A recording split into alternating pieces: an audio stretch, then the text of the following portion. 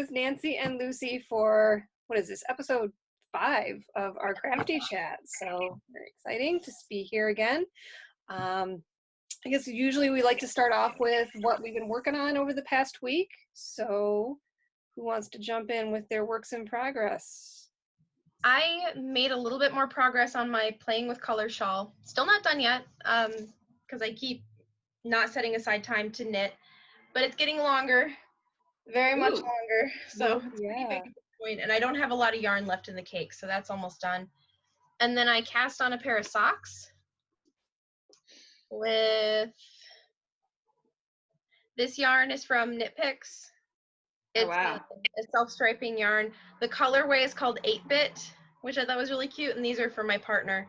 But I do my socks 2 at a time on a big circular. Ugh. And so those are going really well. I think they might be a little bit big, so I might have to restart them, but that was still fun.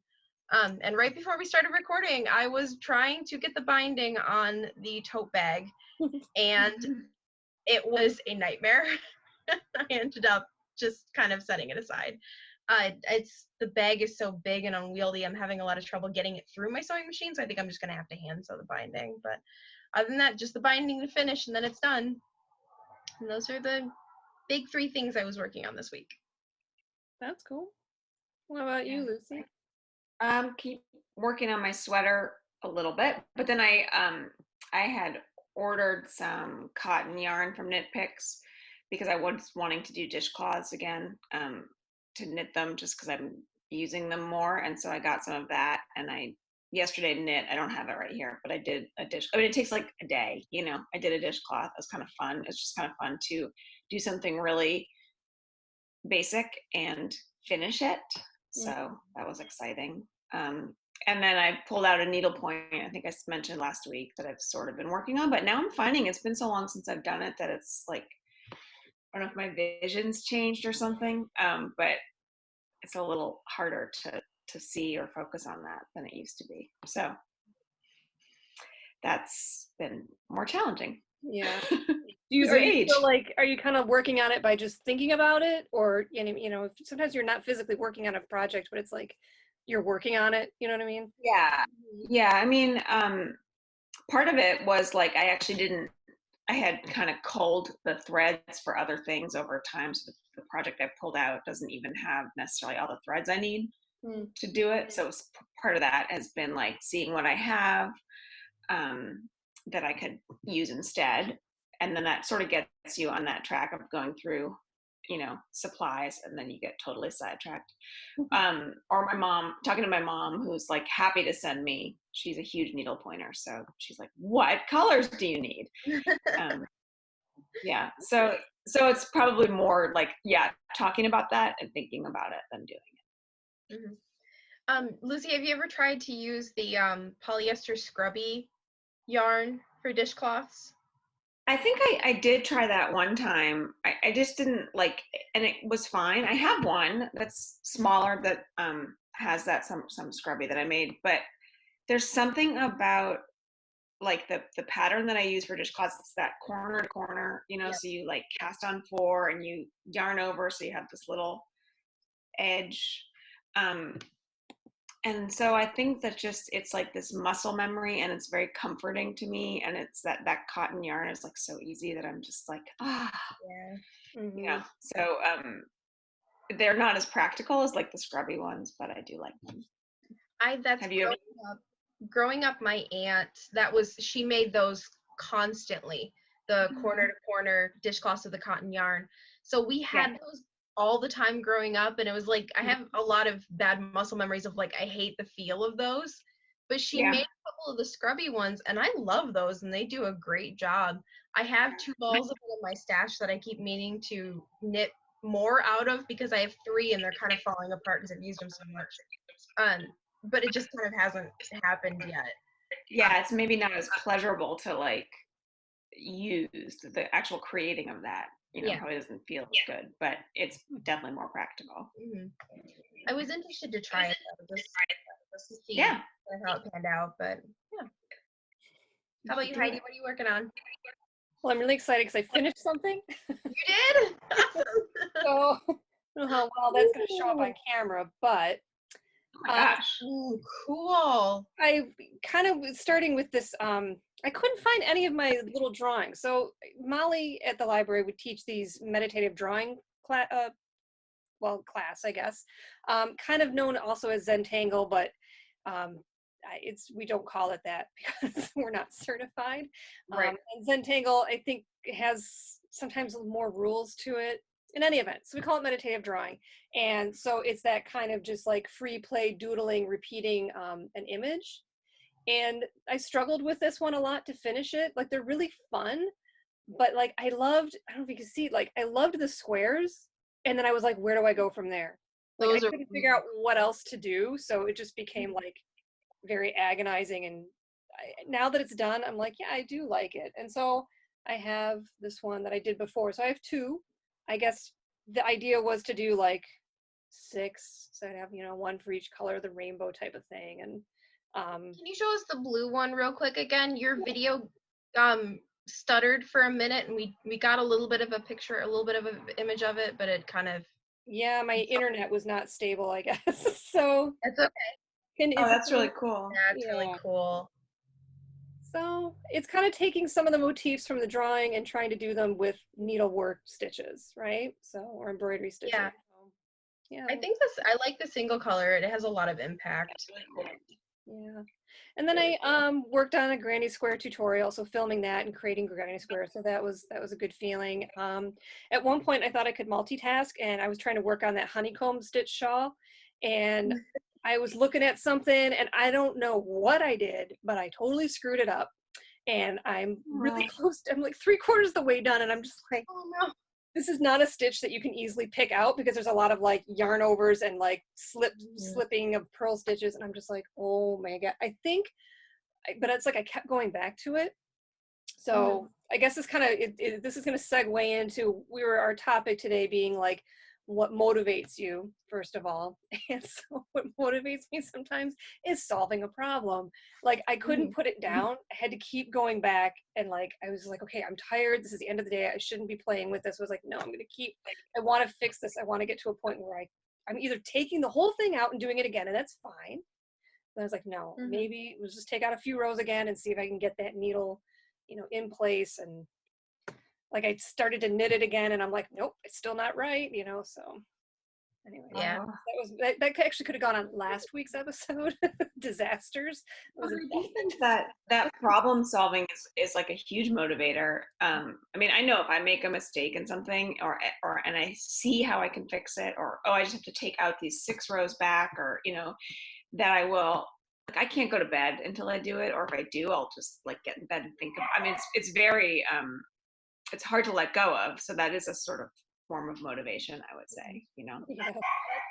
We've talked about this a little bit outside of video, but it's like I am noticing more and more that I'm a process crafter, that it's like Lucy said, if there's a problem, I have to solve it. I have to fix it. It's a fun kind of puzzle that challenges me in a way where I'm going to be motivated to fix it, but that I'm not going to hit a point where I'm so frustrated that I want to stop doing it entirely. Because I love that puzzle kind of approach to it of like, where did I go wrong? How do I fix it? But there's also times where like, I really do have to set things aside. And it's kind of been over the last couple of years, figuring out where that point is for me, of sometimes of like, I'll hit 11:30 at night and be like, I've been doing this for an hour and screwing up for, like my pieces are on backwards, or, the sewing machine is jamming. I should not be doing this. I should have realized an hour and a half ago that I shouldn't be sewing this late at night. It's not a good idea for me. Or I'll hit like this point where it's like, no, I have to finish this. I absolutely can do this. I know how to fix it. And I'll just plug through and finish it. So I've gotten really good at listening to myself of like what I feel like doing that day. And that was when we brought up this topic, what motivates or inspires you, was I had this weird thought of like, I really kind of listen to my hands. What do I want to be doing? Do I want to be doing something soothing? Am I stressed? Am I frustrated? Am I really emotional? Am I having a bad day? Maybe I'll do something that's a lot more meditative and calming. Or am I feeling really positive and creative? So do I want to work on a project that I already have that's challenging, or do I want to totally design something new? So, and that's a lot of the things that I come up with are either utility based of something I need, whether it's a project bag or something like that, or if it's something that I saw somewhere that I really loved and wanted to try to do myself. And that's the fun of this for me, is that I can kind of decide to choose your own adventure when you're crafting, kind of, or when I am. Yeah, I like that. It's funny too, because I was thinking about those bursts that we have. It's like, well, why can't we be a little bit more in control of that? No. Especially when there's days where you're like, I have that day off, in the middle of the week, and I was really looking forward to doing X, Y, Z, and then it's like, oh, first I got to clean this and that. It's like I would have this fantasy sometimes that like, I have the day off, I'm gonna wake up and I'm just gonna have my tea and I'm gonna go right into my craft room and just like draw and do these things. It's this idyllic. And it's like, no, you get up and you start cleaning something and you go over here and you go over there. It's like next thing you know, it's 3 o'clock. It's like, or you just don't have that creative burst that day. You're just like, I have this day, but I'm not feeling it. I don't know. It's kind of hard. I understood a lot more within the last 5 years of that idea of a muse, of, whatever inspires you, of just like, it's super, super fickle, makes absolutely no sense. And sometimes like a donkey that doesn't want to pull a cart, I just have to kick it a couple times. So like, no, I have to force myself to do this, and then it'll kind of hit my stride of, how making something and feeling good about what I'm making. But I've had those fantasies too, and I've been consistently having those fantasies of every morning my partner works from like 8 to noonish. So I'm like, oh, while he's working, I'm going to get up at 8 o'clock in the morning and I'm going to work on all these crafting projects while he's working. Every single morning I only get up at 10 o'clock. And that's not very productive for me, but yeah, but it's okay too. It's okay. Yeah. We talked about that in an earlier video where I was just like, stuff is weird, y'all. It's real weird.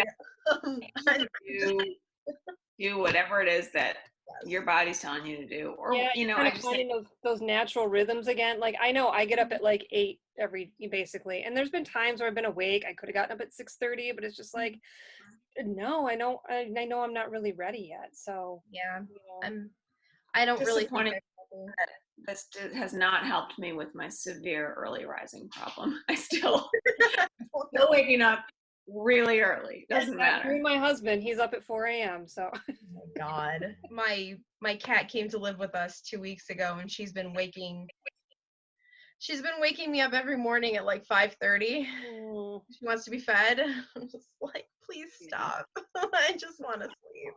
So I could stay up when she wakes me up at 5:30 in the morning. Yeah. She wakes me up again at 9 when it's time, when like she's annoyed with me and really is hungry. So I'll get up at 9, but I could stay up. That's way too early in the morning for me. It is a bit. Yeah. Yeah. But so yeah, I was thinking though too, the other thing that I find motivating is like the not having time. Mm-hmm. Like when you're like having like when we went to work regularly, and some days you're just feeling like you're slogging through, and then you just like that, it'd be like that light, it'd be like, okay, there's going to be this time, I have this break coming up and I really can't wait to like get into my knitting again, or I'm going to go home and I'm going to work on these things. So it's like I feel like sometimes like the not having time to do things is what motivates me to do it. So then when I'm presented with all the time in the world, I'm like, yeah, it's hard to spark yourself because you almost need it to feel more like it's not like stolen, but it's just like this little, it's more of a sometimes it's maybe more of a treat, like I'm getting to do this creative crafty thing, it's as opposed to like I have the whole day, what part am I going to choose to do the crafty thing in? I don't know, that's what I'm finding right now. Yeah, I agree with it, because when I was working, or it was those breaks were kind of a treat, and I would look forward to them. Yeah. Like it's almost a form of self-care for me. I know that knitting and crochet and like crafting lowers my blood pressure. If I'm having a bad day, or if I'm just woke up stressed, those little pieces of time those are my time. That's time that I take for myself, and that's very important. Because, we all live really busy lives, and it's hard to carve out that time for yourself. So by doing that, I feel like I'm actually getting things done faster. and I feel more productive throughout the day of I checked all these boxes. I did something for myself. Right. I did my self-care. I worked on a project, whatever the rest of the list is. And then when I get home, it's like, oh my God, I have all this time. I get home, I walk in the door and I'm exhausted. And there's more often than not of like, I had all these big plans of what I wanted to do, but by then I'm tired. And that's kind of the empathy of myself of like, no, take a couple hours to rest and see how you feel. And at least eat something when I get home before I start launching into projects. But you mentioned that having less time, I feel motivated really when I'm in crunch time. Like if I have a deadline for something like Christmas projects, there's a lot of times where I'll feel really, really motivated if I have to finish something by a particular day. But then I find myself pushing other things off that would be more fun and almost starting to like sometimes depending on the project dreading what I'm doing for a deadline because it's not as fun as other things. So Yeah. it's my inner child talking of like, no, we only want to do the fun things. We don't want to do the things that we have to do. That's the thing you have to do. Right? Yeah, exactly. Yeah, that kind of reminds me. I was thinking about like there was a span of time where I worked from home. I was self-employed with my pottery, and I was like, I would get up still, maybe like around 9 or whatever, and basically get into my studio around 10 o'clock. And I also had the habit because from going off to a studio that was away from my house where I would spend like the whole day there. So I was used to working long spans of time, and I would work easily like a 10-hour day.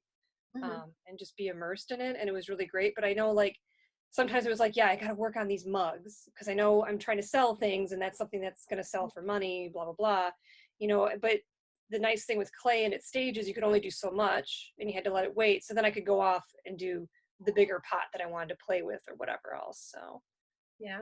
And nice sort of having little mini deadlines and then that freedom, also. Of course, also with clay that there's always a time is always a factor because it's living, it's drying and whatever, and you got to catch it at the right stage. So that could also be a pressure where I was in the studio more than I probably should have been sometimes. That brought up an idea for me of like crafting stamina, of like how long you can actually physically and mentally engage with a particular project, because it happens to me more often than not where I'm working on something and I hyperfixate and I look up and it's 3 hours after I started, or I have no idea how much time I've actually been working on a project. So I get asked all the time, like, well, how long did this take you? And it's like, well, it's this amount of time plus or minus about 100 hours because I honestly am not keeping track. But I'm finding more now that I have a little bit more stamina now that I'm kind of working on stuff throughout the day of, I can sit and work on a project for 6 hours and, then go off and do something else. Where I don't remember having that when I was working, or even a couple years ago of like, I'll spend an entire day doing one single thing. Now I'm kind of jumping around to a lot more things and doing the kind of distracted, scatterbrained, working on 7 or 8 things at once that, I have been doing. Yeah, I do feel like crafting is one place where I can truly lose time. Like I'm always very aware of what time it is, and I'm like a highly scheduled person. Just routine is my thing, but it's the one, like I will start a knitting project or be trying to solve a problem. Or right now I've been like trying to make, manically make felts for stories because I keep doing story times every week, but it's like I only have so many stories at home. So, but you kind of jump into it and then I'll put my head up and it's like 4 hours later. And that's the only place where I ever just kind of forget about time. So there's something really liberating in that though, like that losing time. And I kind of have a double-edged sword of it of like, I know there's other things that I could or should be doing. I'm trying to beat that word should out of my vocabulary because it's just another stick to make myself feel guilty about what I'm doing. Right. But I find it kind of liberating to just lose myself in something creative. That I don't always get to do that. So most of the time I'm grateful for the time that I do have to do that. Yeah. When you have something at the end, a lot of the time, unless it's one of those situations where you don't solve the problem. But Yes.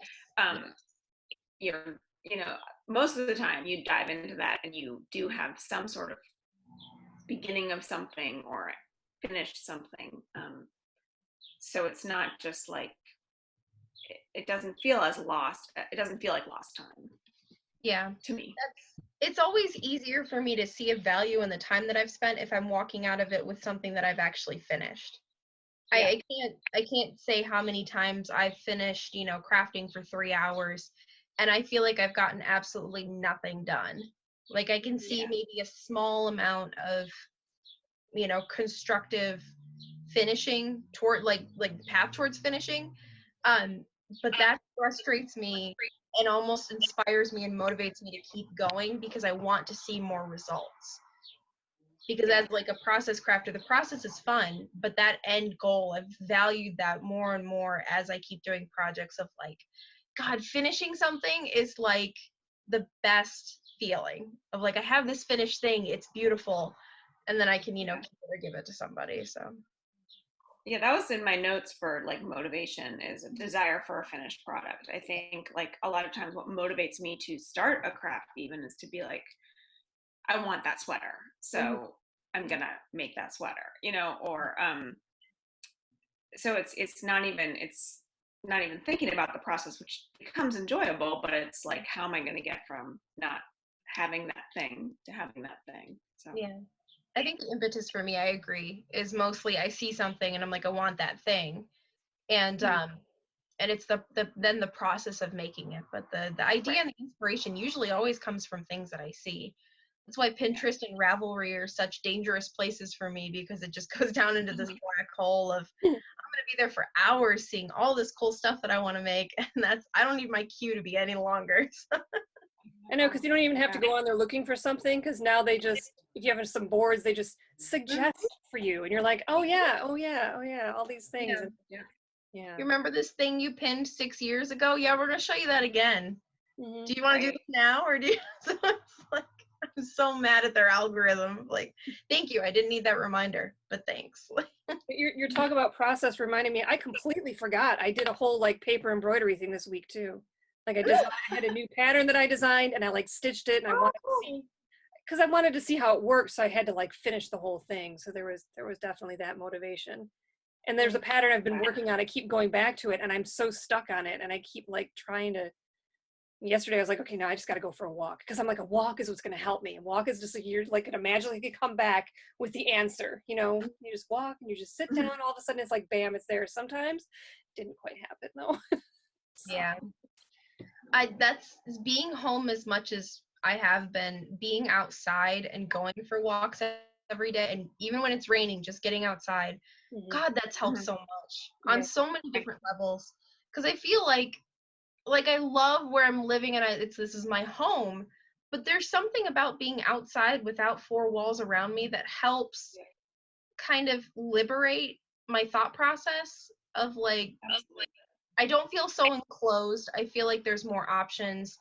I can kind of have the space to mentally take up more space to kind of come up with a solution or untangle a problem, or get inspiration ideas of, this is something that I've been thinking about, and then I'll stumble on a thought and I have to keep a notebook with me because I'm like, okay, that was really cool. I have to write that down so that I remember it for later. But yeah, the sunshine has been a big blessing, and it's really sunshiny out my window right now, and I'm going to do that later today. I'm going to go for a walk. So Yeah, we're finally hitting that point, and I think it's going to be a good couple more days ahead. So so that's been the most exciting thing lately, is to see all the buildings around me and their tulips are all coming in. I know. And like the crocuses have all gone, but like hyacinths and tulips and the daffodils are starting to die off. But irises are the next one that I'm looking forward to, because there's a lot of folks around me that have irises. So that's exciting. cool. I have some tulips out front, and we saw some deer the other night, like right on the sidewalk outside our house. Oh God. That's cool. And then the next day, a lot of the tulips were missing the tops. So yeah, that's the big I tend to do is cut the tulips and bring them inside so I can enjoy them and not feed the deer with them. But they look so pretty outside too. So. Yeah. That's do you guys find that you're more inspired in different seasons than others? So do you feel like you get more creative bursts in the springtime or the fall or winter? I've never noticed that really. I don't know. Yeah, I don't know. Maybe. I don't know that I've paid attention to what kinds, like how many bursts of creativity I have, but I definitely have types of projects that I'm more inspired to do during different seasons. So like summertime, it's, sewing and hand embroidery and small things that I can take with me. Or in like the fall and winter, it's always cozy knit things. It's always things to keep me warm, and it's always things that I can curl up on the couch with and have a blanket over me and not have to go anywhere, that I can just stay warm. But like spring, it's all the things all the time for some reason. But yeah, I've noticed seasonal changes for me in the types of products. I think it's an energy level thing too. That I have the ebb and flow with. So yeah. And sometimes in the summer, especially, like I was wanting to work on some of my paper embroidery, but it would be too humid. It's too hot. Like my hands are moist and you can't be handling paper. So that way it kind of gave me an out to be like, I'm not going to do that right now. We'll do some other things. And yeah. I love taking my knitting outside. I actually was able to take this Play with Colors shawl on a walk with me, and I was able to knit while I was walking, and that was a first. So I was really excited about that. I was just like, I don't know if I'm just showing off at this point. I want to get this done. I want to get it done so badly. That was really, really satisfying to be able to do that. But it's also kind of, I know once it hits 70 degrees, I don't want wool anywhere near me. No. I can't. Yeah. Like that'll socks. Be tomorrow. That'll be tomorrow. No, it will. So it's socks then in the summertime if I want to be knitting. But like shawls and sweaters and stuff, that's not summer projects. Yeah. Well, cool. Well, I think that was a great chat. And once again, that was one thing that spawned this, was I felt so motivated after last week. Like when you were talking about all the needlework, that's what got me to go finish that little needlework piece that I had. So yeah. I think talking about crafts in general just has totally made me like just think about what do I have around me? What can I start now? What can I do that's new? Just even having these conversations with you guys has totally motivated me to just sort of expand what I'm doing right now. So it's cool. Yeah. No, I feel the same. And I talked about it a little bit last week of pulling out the cross stitch projects. It's definitely helped me do different things than what I have been doing and kind of figure out how I can use what I already have. And then digging through all the stuff that I have, which is great because I haven't touched some of the fabric that I've had in like a year and a half, 2 years. So good. But yeah, thank you guys for joining us again for Crafty Chat. Like the video and subscribe to the channel if you're interested in seeing more from us. We will be in the comment section when the video premieres, so we'll be there to answer your questions. Feel free to engage with us. Oh, I want to shout out to John who commented on our last episode. Yeah, that was exciting. Thank you for that. Yes, thank you. We're super happy to have you, and we hope that you continue to enjoy the videos that we're making. So everybody have a great day. Stay safe and healthy, and don't forget to love each other. Bye.